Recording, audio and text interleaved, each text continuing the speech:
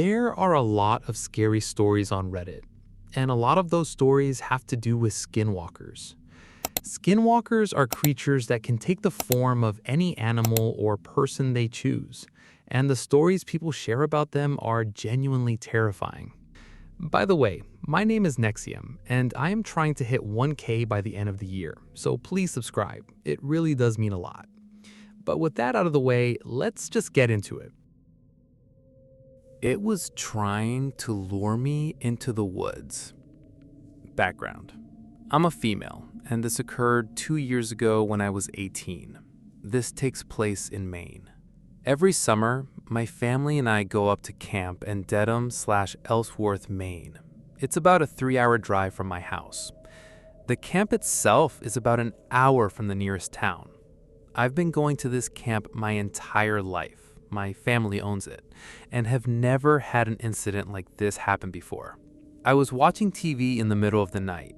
Both of my brothers and my parents had gone to bed. I heard a noise coming from the kitchen and realized that the dogs needed to go outside to do their business. So I took my brother's 2 pit bulls and my Affenpinscher, Tiny Dog, outside after turning on the porch light. I walked around to the front yard and I let the dogs off leash.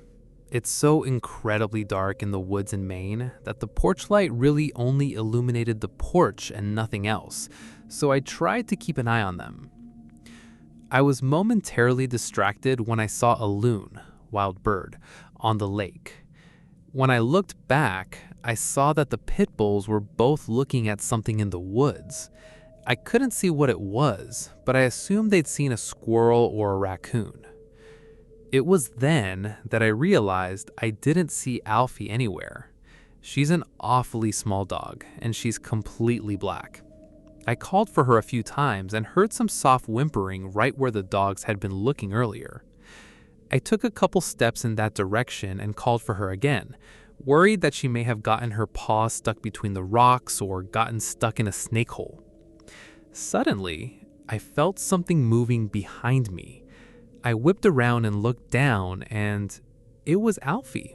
She'd been staying close to me the whole time. I just hadn't seen her. So naturally, I was thinking, if Alfie is here, what the F is in the woods? I took another step forward, and the pit bulls began to growl. They were slowly advancing and were now on either side of me, looking right into the blackness of the woods. I quickly picked up Alfie and began to back up, very slowly. I'm not sure what was there, but there are lots of animals in Maine, and I figured the dogs knew better than I did, since I couldn't see anything. Right as I turned around, I heard the most absolutely bone-chilling thing I've ever heard in my life. Coming from the direction of the woods, I heard someone, call Alfie's name. It sounded almost as if it was trying to mimic me, but it was just all wrong. The voice sounded really distorted, and it almost seemed to wail. I freaked the fuck out and ran inside with the dogs. I have no idea what was out there in the woods. My camp is essentially a log cabin overlooking a lake, and our nearest neighbor, who is also family, lives at least half a mile in the opposite direction of where the thing was. What do you guys think? Don't talk about the skinwalkers.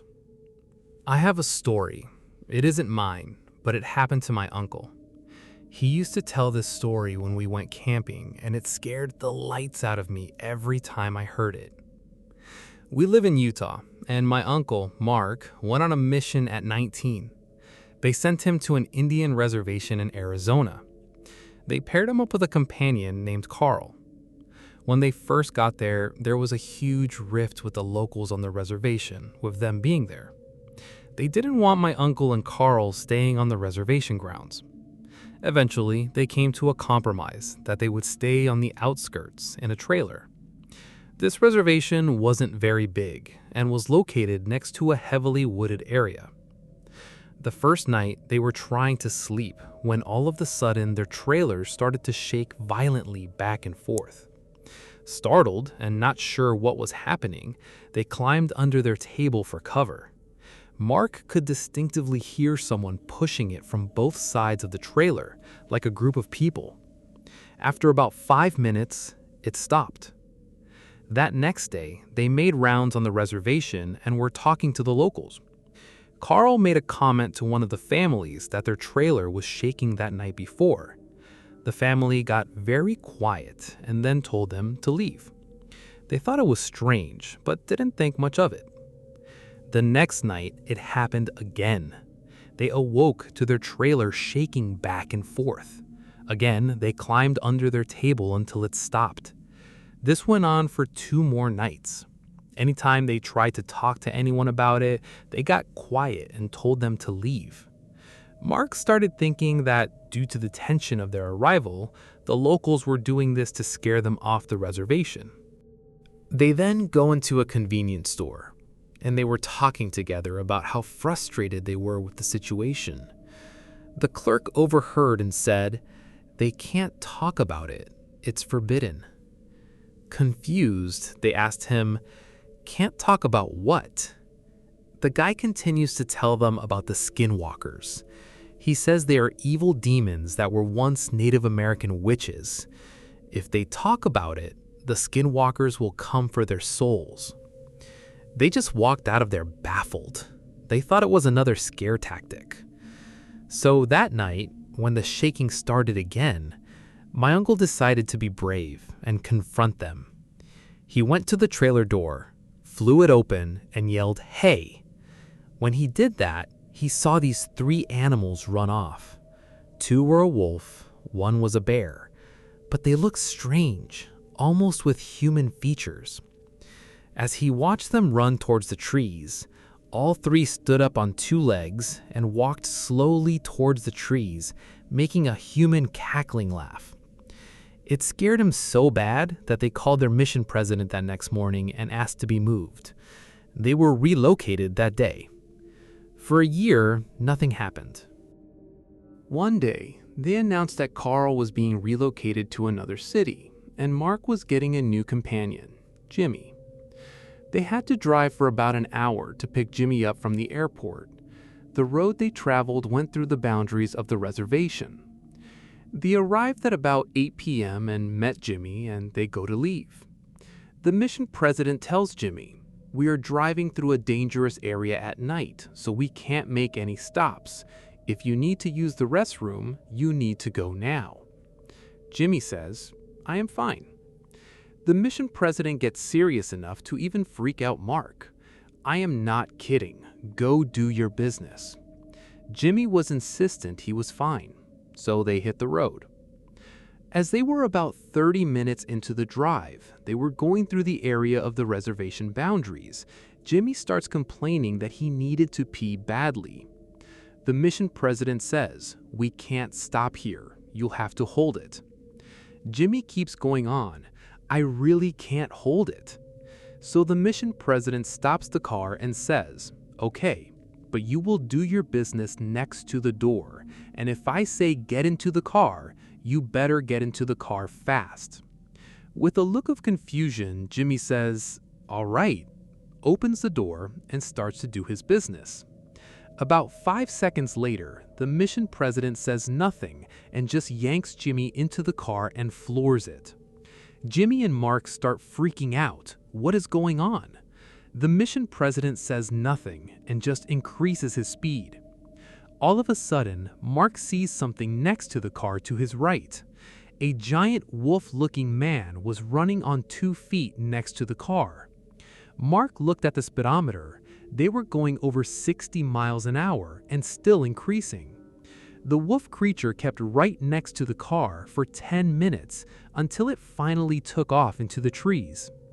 Shaking, Jimmy gets out of the car when they arrived. They didn't speak through the whole ordeal and says, "What did I just see?" The mission president says, "Next time I tell you to take care of your business, you take care of your business." I think I saw a Skinwalker. About 2 months ago, my husband, 34 male, and I, 29 female, were staying in a camper on a friend's property in northern Wisconsin. One night, I wasn't feeling very well, so I went and laid down in the camper and promptly fell asleep. A few hours later, around 3 a.m., I suddenly woke up and bolted out the door and started projectile vomiting outside by the window. My husband called out and asked if I was okay. I managed to say yeah in between rounds. When I finally finished and felt like I was okay to go back and lay down, I spit a few more times to get rid of the taste, and as I looked up, there was a face about 3 feet in front of me in the darkness. I stared at it, and it at me. I was petrified. I couldn't move, but I was also afraid to take my eyes off of it. I slowly started to move my head up, down, and side to side to try and get a better angle or a closer look, and as I did so, it began to mimic my movements.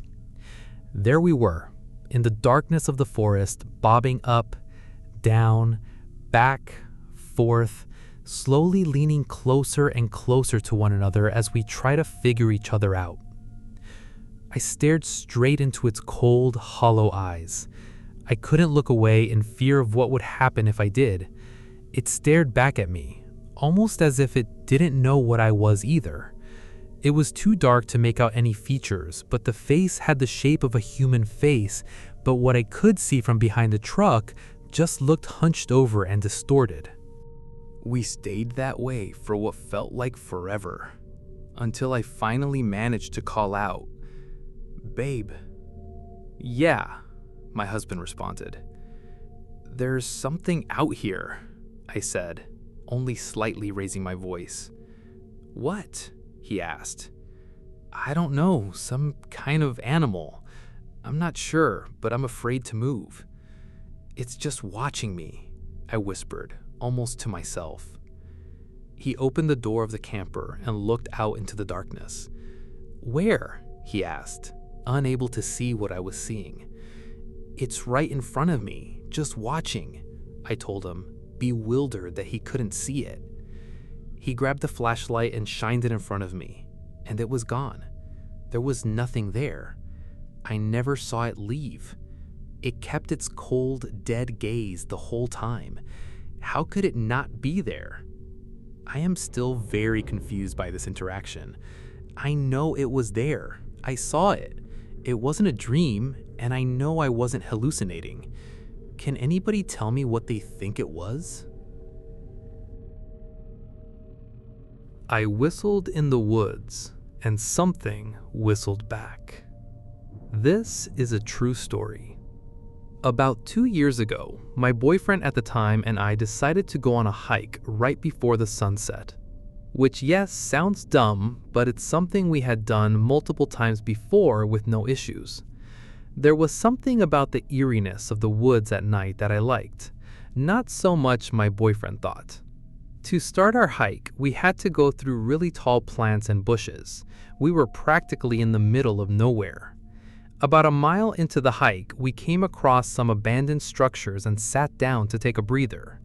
I'm not sure exactly what my BF said to make me do this, but as a joke, I whistled and said, "See, nothing whistled back. We're alone." Not even 20 seconds after saying that, we heard a whistle. It was a bit of a ways from us, but still too close for our liking. We immediately started booking it in the opposite direction of the whistle and didn't look back. After running for as long as we could, we realized we were lost. We wandered around for about 10 minutes before we stumbled across some train tracks that led back into town, about a mile or two down the way. It's important to note that these tracks had thick woods lining both sides. The right side is where we came from. At this point, we were walking as we had run out of energy and felt safe. We were wrong to assume that we were safe. We got to the point where we could see the lights from town, maybe a quarter to half a mile away. Down the tracks a little bit, we could very faintly see the outline of what looked to be a deer coming out of the right side of the woods. It stopped in the middle of the tracks and just stood there. I attempted to shine my flashlight. This flashlight was pretty dim. It was a random one found in the back of the junk drawer on it, but as soon as I lifted my light up, it fled. Now, I say fled because ran would not be an accurate way to describe the way it moved.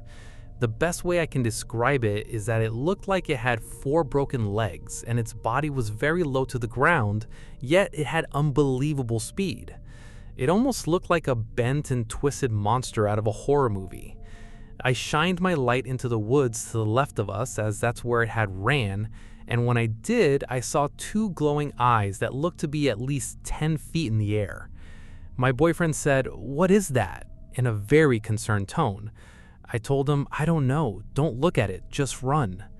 We ran and ran until eventually we reached town and walked back home.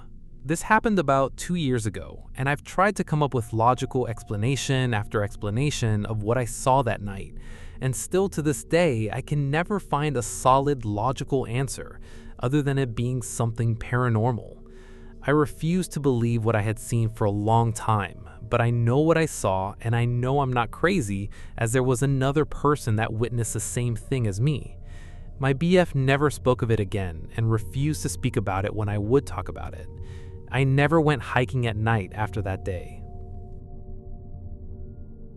My encounter with something outside of a Navajo res. It was 2010 and I was driving back home to Los Angeles from spending Christmas in Kentucky with family. I-40 all the way. It gets nighttime and I get sleepy, so I decide to pull off the next exit and get a hotel room for the night. It was in Holbrook, AZ, about 20-30 minutes east of Flagstaff. I get the room, get some Taco Bell, then out of curiosity drive around back roads in the desert eating. While driving, I was flipping through the local radio stations and found one with what sounded like Native American chants and music. I turned it up loud and rolled the windows down, just taking in the desert at night. Thinking back, maybe this is what attracted what I saw. Anyway, I get back to my hotel and park in the back lot. In front of me is a raised parking lot with about a 5-6 foot embankment leading up to it. I open my doors, grab my bag of clothes, and start grabbing other things out, and I hear the loudest, weirdest roar I've ever heard. It sounded like a bear roar mixed with a pig squealing and a baby's cry. I look up and there's this thing standing there on the parking lot above me. From what I could tell, it was at least 7 feet tall, maybe bigger. It had the head of a wolf and long arms that stretched past its knees. I see that and I break out into a run towards my room, leaving my car wide open. I get to my door and I'm so freaked out I'm fumbling around the key card for a few seconds, and I hear the roar again, except this time it was right in my ear.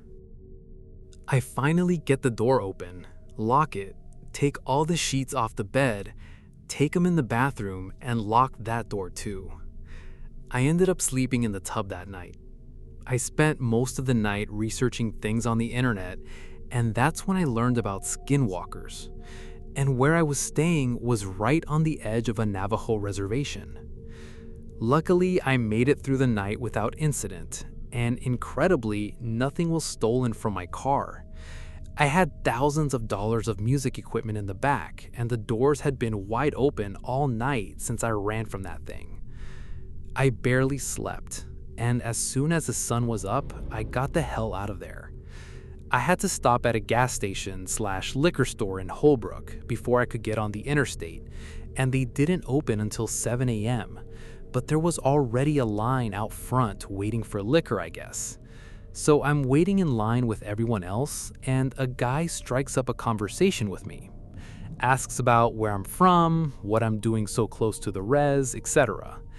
And for some reason, I just blurted out what happened to me the night before. He looked at me in the eyes for a second, then laughed and said, "Usually they don't mess with white people." That's my story. I don't know if it was a skinwalker or what the hell it was, but it definitely opened up my worldview. If something like that exists, what else is out there that isn't supposed to be real?